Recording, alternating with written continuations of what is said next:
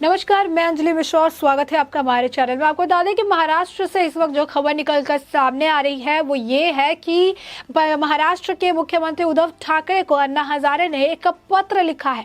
ये एक रिमाइंडर पत्र है जिसमें अन्ना हजारे उद्धव ठाकरे से उनके लिए गए एक फैसले से काफी ज्यादा नाराज नजर आए और इस पत्र में उन्होंने खुले तौर पर ये लिख कर कहा है कि अगर उस फैसले में बदलाव नहीं किया गया तो आने वाले वक्त में अन्ना हजारे इस फैसले को लेकर अनिश्चितकालीन तौर पर हड़ताल करने के लिए मजबूर हो जाएंगे। आखिर ऐसा कौन सा फैसला है जिसकी वजह से अन्ना हजारे इतना खफा नजर आ रहे हैं महाराष्ट्र के मुख्यमंत्री उद्धव ठाकरे से, आपको जरा विस्तार में बता देते हैं। दरअसल सुपरमार्केट में शराब की बिक्री की अनुमति देने के महाराष्ट्र की उद्धव सरकार के फैसले की काफी आलोचना हो रही है और यह आलोचना सिर्फ जनता या फिर अन्ना हजारे नहीं कर रहे हैं, बल्कि अब इस फैसले की आलोचना हर जगह हो रही है। हर वर्ग का व्यक्ति इसकी आलोचना करता हुआ नजर आ रहा है और इसी बीच सामाजिक कार्यकर्ता अन्ना हजारे ने महाराष्ट्र के सीएम उद्धव ठाकरे को राज्य सरकार के सुपरमार्केट और वॉक इन शॉप में शराब की बिक्री की इजाजत देने वाले फैसले के खिलाफ पत्र लिखा है। पत्र में हजारे ने राज्य सरकार को फैसले के खिलाफ अनिश्चितकालीन हड़ताल पर जाने की चेतावनी भी दी है। इससे पहले भी अन्ना हजारे ने सुपरमार्केट में शराब बेचने को लेकर सरकार के फैसले पर कड़ा विरोध किया था और इसे दुर्भाग्यपूर्ण बताया था और इस दौरान अन्ना हजारे ने इस पूरे मामले को लेकर, इस फैसले को लेकर टिप्पणी भी की थी। अन्ना हजारे ने कहा था कि सुपरमार्केट में शराब बेचने की अनुमति देने का सरकार का फैसला काफी दुर्भाग्यपूर्ण है। नशा मुक्ति की दिशा में काम करना राज्य सरकार का कर्तव्य होता है और ऐसे में मुझे यह देखकर दुख होता है कि यह वित्तीय लाभ के लिए निर्णय ले रहे हैं जिसके परिणाम स्वरूप शराब की लत लोगों को और युवाओं को लग जाएगी।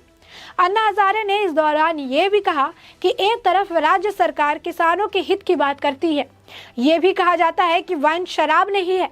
ये फैसला राज्य को कहाँ ले जाएगा, ये असली सवाल है। संविधान के अनुसार को सरकार का यह कर्तव्य होना चाहिए कि वो लोगों को नशीली दवाओं से दूर रखे, शराब से दूर रखे।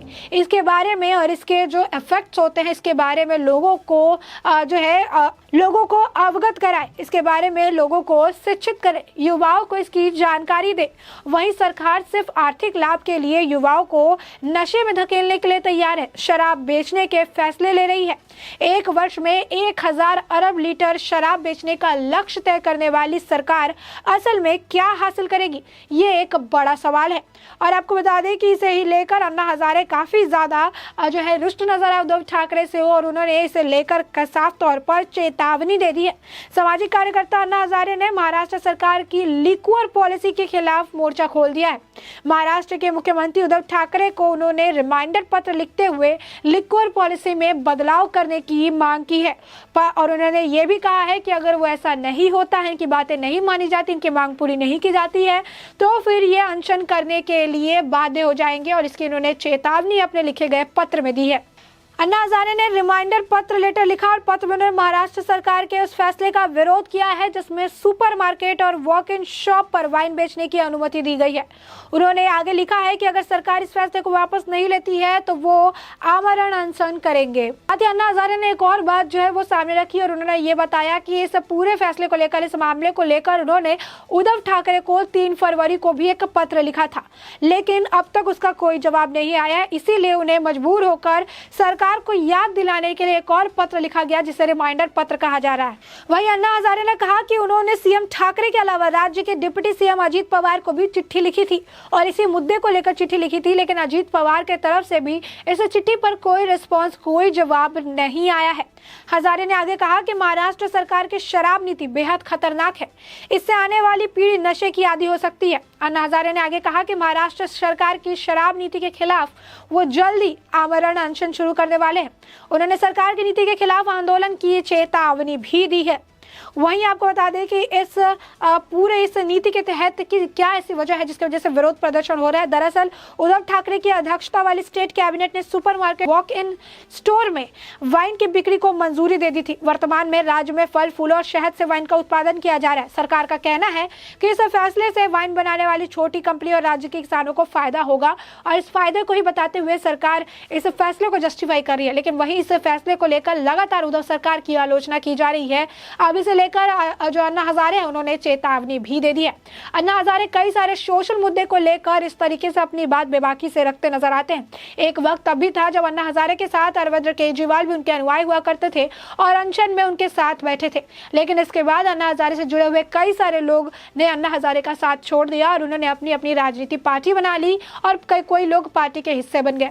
ऐसे में अरविंद केजरीवाल को लेकर जब भी कोई सवाल पूछा जाता है तो अन्ना हजारे साफ तौर पर कह देते हैं कि जब से अरविंद केजरीवाल ने राजनीति ज्वाइन कर ली, जब से अरविंद केजरीवाल दिल्ली के मुख्यमंत्री बन गए, तब से उनके साथ उनकी कोई वार्ता नहीं होती है, कोई बात नहीं होती है, क्योंकि उन्हें राजनीति में जाने वाले लोग, पॉलिटिक्स करने वाले लोग उन्हें नहीं पसंद है। वो अपना काम बापू के सिद्धांतों यानी गांधी जी के सिद्धांत के ऊपर लेकर चलते हैं। वहीं हाल ही फिलहाल में अन्ना हजारे का एक बयान भी सोशल मीडिया पर काफी वायरल हो रहा है, जिसमें जब उन्हें अरविंद केजरीवाल के बारे में पूछा जाता है तो वो कहते हैं कि वो ये बात जाके उनसे ही पूछे, आप कीचड़ की बात क्यों करते हैं? मैं कीचड़ से जुड़ा हुआ बात नहीं करता हूँ, ना ही मैं कीचड़ में उतरने की कोशिश करता हूँ, जिसकी बात है उनसे जाके पूछे। अब ऐसे में ये साफ देखा जा सकता है कि एक वक्त पे अन्ना हजारे और अरविंद केजरीवाल के जो रिश्ते थे उसमें काफी ज्यादा खटास आ चुकी है। और यही नहीं, कई लोग तो ये भी कहते हैं कि अरविंद केजरीवाल ने अन्ना हजारे को धोखा दिया और इसलिए अरविंद केजरीवाल की बातों पर भरोसा नहीं करना चाहिए। अरविंद केजरीवाल द्वारा दिए गए वादे भी, किए गए सारे वादे भी जो है वो भरोसे करने लायक नहीं है, क्योंकि कभी न कभी उन्होंने भी अन्ना हजारे का भरोसा तोड़ा था। वहीं आपको बता दें कि साफ तौर पर देखने के लिए मिल रहा है कि अन्ना हजारे महाराष्ट्र सरकार के इस फैसले से, जो न्यू लिक्वर पॉलिसी है, इससे काफ़ी ज़्यादा खफा नजर आए हैं। आपको बता दें कि इस दौरान जब इसे हरी झंडी दिखाई गई थी तो कई सारे बयान निकलकर सामने आए थे।